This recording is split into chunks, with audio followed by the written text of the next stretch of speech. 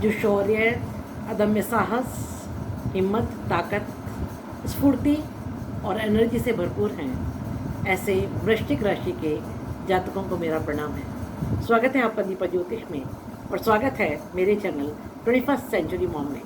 बात करते हैं कैसा रहेगा सितंबर का महीना वृश्चिक राशि के जातकों के लिए।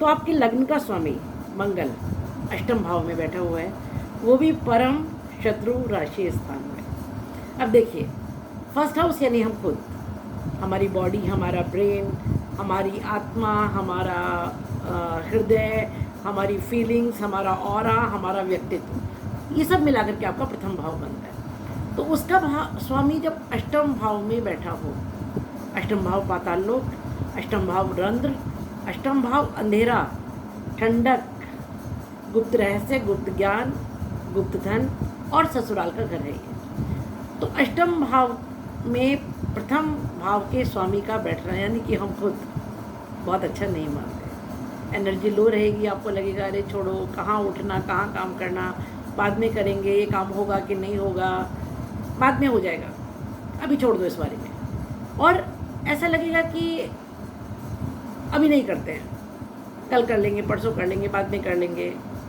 या ये काम करके क्या करना है, ऐसी भावनाएं आपके मन में रहेंगी।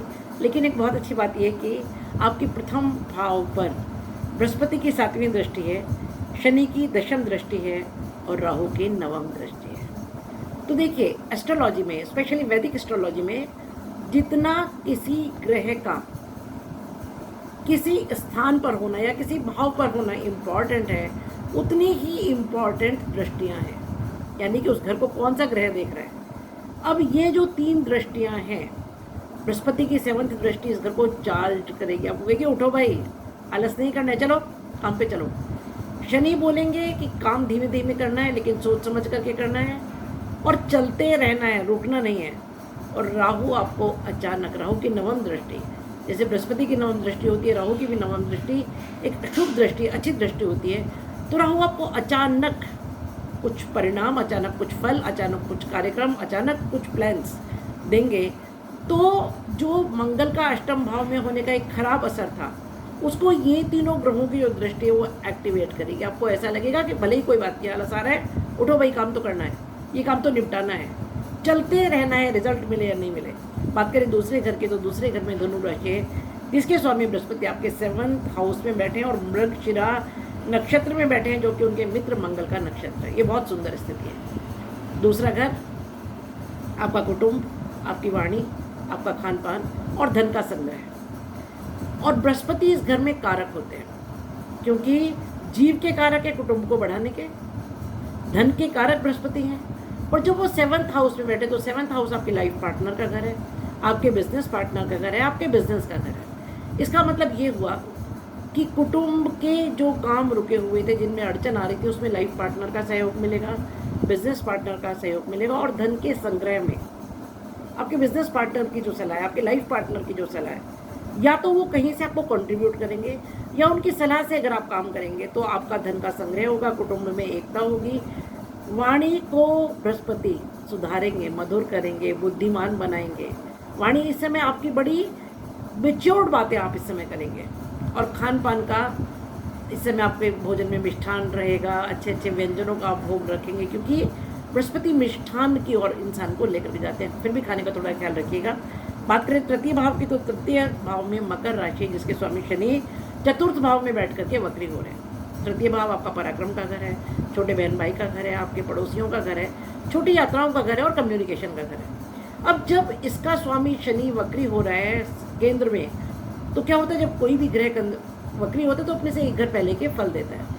तो 4th भाव में बैठकर शनि 3य भाव के फल देंगे, यानी कि आपको इंट्रोस्पेक्शन के लिए कहेंगे, पुनर्विचार के लिए कहेंगे कि देखो भाई, तीसरे घर में जो मेहनत थी उसमें क्या कमी रह गई, कम्युनिकेशन में क्या कमी रह गई, छोटे बहन भाई और पड़ोसियों के साथ कहाँ कहाँ क्या क्या कमियाँ रह गई, गलत किया है, कौन सी ऐसी यात्राएं थी जो करनी चाहिए थी नहीं गई, इन सब कामों को करके आओ, तब लाभ मिलेगा। क्यों? क्योंकि 4था घर सुखेश है, सुख का घर है, माता का घर है, भूमि भवन वाहन का घर है, आपके पैतृक घर का ये प्लेस है।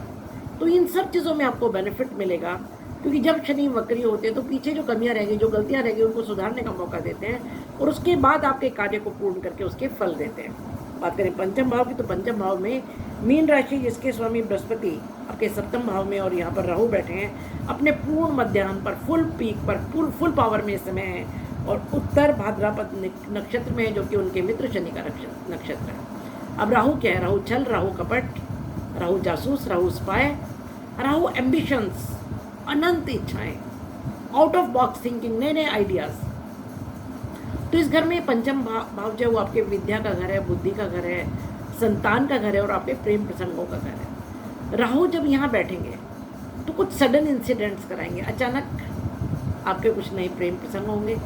ऐसे लोगों के साथ आपका जान पहचान होगा जो किसी दूसरी भाषा, दूसरे देश, दूसरे धर्म के लोग हैं। दूसरी बात यह है कि संतान के साथ इस समय संबंधों को बहुत मधुर बना करके रखें। देखिए, आज के समय में क्या होता है कि हम भी संतान से बहुत कुछ छुपाते हैं और संतान हमसे बहुत कुछ छुपाती है। सब कुछ खुला होना भी नहीं चाहिए कुछ हद तक, लेकिन जब हम ज़रूरत से ज़्यादा छुपाते हैं या हमें ऐसा लगता है कि हम सामने वाले को बेवकूफ़ बना करके काम निकाल लेंगे, तो वहाँ गलत हो जाता है, क्योंकि जब वो पकड़ा जाएगा तो स्थिति बहुत ख़राब होगी। इसलिए अपने प्रेम संबंध हो या संतान के साथ संबंध हो, उनमें जितना स्ट्रेट रहेंगे, जितना मधुर रहेंगे, जितना खुलेपन से बात करेंगे, उससे आपके संबंधों में सुधार होगा। हाँ, एजुकेशन के लिए बहुत अच्छा समय है, आप अब्रॉड जा सकते हैं, किसी दूसरे स्टेट में जा सकते हैं और जो कुछ आपके प्लान्स एजुकेशन के रुके हुए थे वो इस समय all of a sudden execute होंगे। सिर्फ इतना ही नहीं, राहु यहाँ रह करके, क्योंकि दृष्टि 11वें भाव पर है, इच्छा पूर्ति के भाव पर है, तो अचानक कोई इच्छा पूर्ति कराएगा। जो स्त्रियाँ संतान सुख की ओर अग्रसर हैं उनको विशेष ख्याल रखने की ज़रूरत है। अपने प्रॉपर चेकअप्स कराइए, कोशिश कीजिए आप ट्रैवल ना करें और जितनी भी प्रिकॉशंस आपको लेनी चाहिए उन सबको लीजिए। बात करें छठे भाव की, तो छठे भाव में मेष राशि है जिसका स्वामी मंगल इस समय अष्टम भाव में बैठा है। तो देखिए, छठा भाव आपका रोग, ऋण और शत्रु का भाव है और इसका भाव स्वामी जब अष्टम में बैठा हो तो मैंने आपको पहले ही कहा है कि बहुत अच्छी स्थिति नहीं है। पहली बात, और ऋण लेने से बचिए। दूसरी बात, स्वेच्छा से जाकर के रक्तदान कीजिए। ये थोड़ा सा एक्सीडेंट प्रोन समय है, तो व्हीकल चलाते समय विशेष ध्यान रखिए।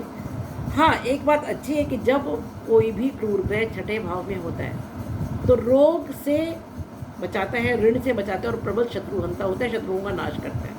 लेकिन उसके बावजूद ब्लड से रिलेटेड कोई इशू अगर आपको होता है, बीपी से रिलेटेड कोई इशू है, हार्ट से रिलेटेड कोई इशू है, तो तुरंत डॉक्टर के पास जाइए, अपने आप डॉक्टर बनने की ज़रूरत नहीं है।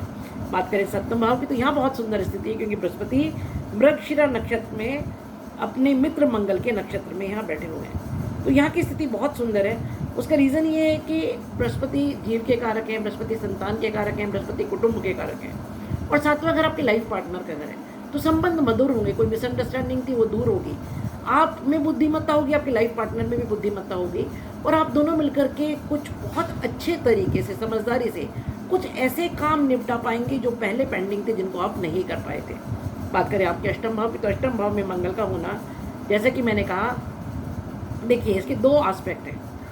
अष्टम भाव अंधेरा, अष्टम भाव रंध्र, अष्टम भाव ठंडक। अब मंगल क्या है? अग्नि तत्व। तो जब अग्नि आएगी आपके अष्टम भाव में तो जितना बर्फ आग को ठंडा करेगा उतना आग भी तो उसको प्रकाशित करेगी।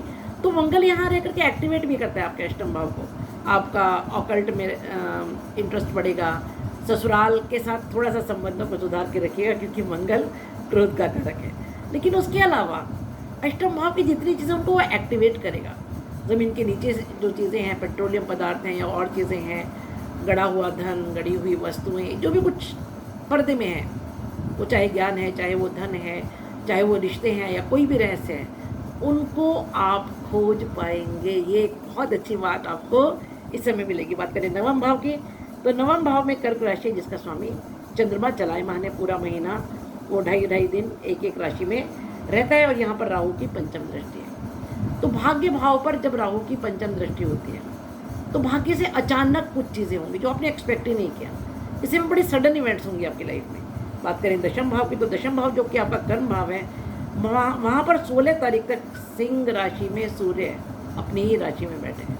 बहुत बहुत सुंदर स्थिति है। 10वें घर में कर्म भाव में सूर्य का होना बहुत अच्छा मानते हैं। और उससे भी सुंदर स्थिति ये है कि बुध वहाँ पर सूर्य के साथ है। जब सूर्य और बुध साथ होते हैं तो बुधादित्य रूप बनता है, राजा और राजकुमार एक साथ, बहुत सुंदर स्थिति। दोनों मिलकर के जिस अभियान पर जाएंगे उसको तो मिशन को कंप्लीट होना ही है, मिशन सक्सेसफुल होगा। तो कर्म स्थान पर लाभ होगा, आपके जॉब प्लेस पर, आपके बिजनेस में, गवर्नमेंट से लाभ होगा क्योंकि ये राज्य का घर है, गवर्नमेंट का घर है। और सूर्य जब यहाँ बैठे हैं तो राज्य के से रिलेटेड, गवर्नमेंट से रिलेटेड जो काम अटके हुए थे वो अब बनेंगे। पिता से लाभ होगा, पिता को भी लाभ होगा। और कर्म स्थान पर आपकी वाहवाही होगी, आपके बॉस के साथ रिलेशंस बहुत अच्छे होंगे। बात करें 11वें घर के, तो 11वें घर में 17 तारीख के बाद सूर्य आ जाएंगे और केतु यहाँ पर ऑलरेडी हैं और शुक्र यहाँ अपने नीच राशि स्थान में है। सूर्य और केतु मिलकर के ग्रहण दोष बनाते हैं, लेकिन शुक्र के यहाँ होने से स्थितियाँ बहुत अच्छी हो जाएंगी। ये आपका लाभ भाव है, ये आपका इच्छा पूर्ति का भाव है। तो यहाँ पर जब शुक्र होंगे, भले नीच राशि स्थान में हो, और सूर्य होंगे भले ही केतु के साथ हो, आपको इस समय लाभ होगा, धन का लाभ होगा, आपकी विशेष इच्छा पूर्ति होगी। कोई चीज़ जो कब से रुकी हुई थी, अटकी हुई थी, शुक्र जब यहाँ पर होंगे तो उन कामों को, वैभव को, धन को, समृद्धि को, भूमि भवन वाहन को, या आपके शारीरिक सुख को, मानसिक सुख को, आपके भावनात्मक सुख की वृद्धि करेंगे। बात करें 12वें घर की, तो 12वें घर में 18 तारीख से जब शुक्र आ जाएंगे तो स्वराशि में होंगे। 12वें का शुक्र बहुत अच्छा मानते हैं, शैया सुख के लिए बहुत अच्छा मानते हैं। खर्चा होगा, लेकिन वो खर्चा ऐसी चीज़ों पर होगा जिनसे आपको खुशी मिलेगी। वो इन्वेस्टमेंट हो सकता है, वो बिजनेस में आप पैसा लगा सकते हैं, या जिन चीज़ों को भी, जैसे कि आप सौंदर्य प्रसाधन खरीद सकते हैं, गोल्ड खरीद सकते हैं, डायमंड खरीद सकते हैं, या कोई भी ऐसी चीज़ें जिनसे, या यात्राएं, लंबी यात्राओं पर आप खर्च कर सकते हैं, जिनसे आपको मानसिक सुख, मानसिक संतोष मिलेगा। मैं आपको कुछ रेमेडीज़ बताती हूँ। देखिए, शनि क्योंकि वक्री हैं और मंगल अष्टम भाव में है, तो हनुमान चालीसा या सुंदरकांड ज़रूर कीजिए। राहु की जो स्थितियाँ हैं, संतान से रिलेटेड कोई झगड़ा ना हो, लड़ाई ना हो, संतान के साथ सब अच्छा रहे, उसके लिए दुर्गा पूजा आपको करनी चाहिए। और सूर्य को जल अवश्य दीजिए। ये 3 चीज़ें कर लीजिए, सब बहुत बहुत अच्छा होगा। ये है मेरी प्रेडिक्शन सितंबर महीने के लिए। अगर आपको वीडियो पसंद आए तो लाइक कीजिए, शेयर कीजिए और सब्सक्राइब कीजिए, और बेल आइकन का बटन ज़रूर दबाइए। आपकी शिकायत होती है कि मैडम आप वीडियोज़ नहीं बनाते, इस राशि का, उस राशि का। बनाती हूँ, आप तक नहीं पहुँचते क्योंकि आपने बेल आइकन का बटन नहीं दबाया होता है। तो मिलते हैं फिर ऐसे एक वीडियो के लिए अगले महीने। तब तक stay happy, stay blessed, Shubham भवतु, कल्याणम भवतु।